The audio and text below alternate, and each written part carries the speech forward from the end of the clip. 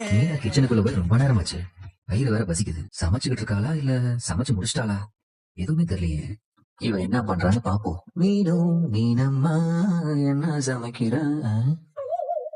என்ன இவ இப்படி தூங்கிட்டு இருக்கா? அநியாயத்துக்கு தூங்குறா. மீனா அடிச்சு போட்ட மாதிரி தூங்குறா.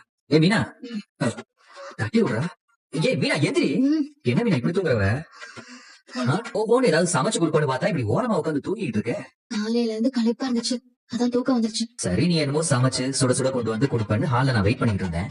நீ ஆனா கும்பகத்தி மாதிரி தூங்கிட்டு இருக்க. சமைக்கலாம் தான் வந்தேன், ம். வசதியில் அப்படியே தூங்கிட்டேன். என்ன சமைக்கலான்னு வந்த? உப்மா. உப்மாவா? ம்.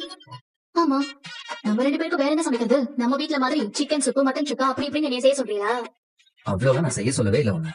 ஒரு இட்லி, தோசை, இல்லன்னா சப்பாத்தி அந்த மாதிரி ஏதாவது பண்ணலாம்ல.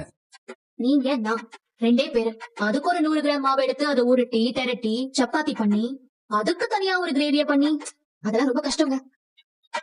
அதுவும் ஒரு 3-4 பேராவது இருந்து சேர்ந்து சமைச்சு பழகிட்டோமா? ம். இப்படி தனியா ஒத்தையில நின்னு சமைக்கிறதுக்குலாம் ஒரு மாதிரியா இருக்கு. நீ என்ன எல்லாத்துக்கும் ஏதாவது ஒரு காரணம் சொல்லிட்டு இருக்க?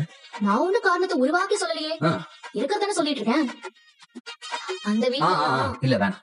அந்த வீட்டுக்கு அதையே வேணாம். நீ உப்மாவே பண்ணி கொடு, நான் சாப்பிட்டுக்கிறேன். ஏங்க, உப்புமா சமைக்கிறதுக்கும் முடியலங்க, எனக்கு தெம்பும் இல்ல. நீங்க பேசாம கடையில வாங்கிட்டு வந்துடுறீங்களா? ஏய், எப்பயாவதுன்னா பரவாயில்ல. எப்பயுமே கடையில வாங்கி சாப்பிட்டா உடம்புக்கு என்னத்துக்கு ஆகுது? அதெல்லாம் யோசிச்சா பட்னியா தான் கிடக்கணும். என்னால இனிமே உட்காந்து சமைச்சிட்டு இருக்கலாம் முடியாது. ஏய், இப்படி சொன்னா என்ன அர்த்தம்? அப்போ ஒண்ணு பண்ணுவோமா? என்ன பண்ணலாம்? நான் எப்படி உப்புமா பண்ணணும்னு சொல்லி தரேன், ஆ. நீங்களே செஞ்சிடுறீங்களா?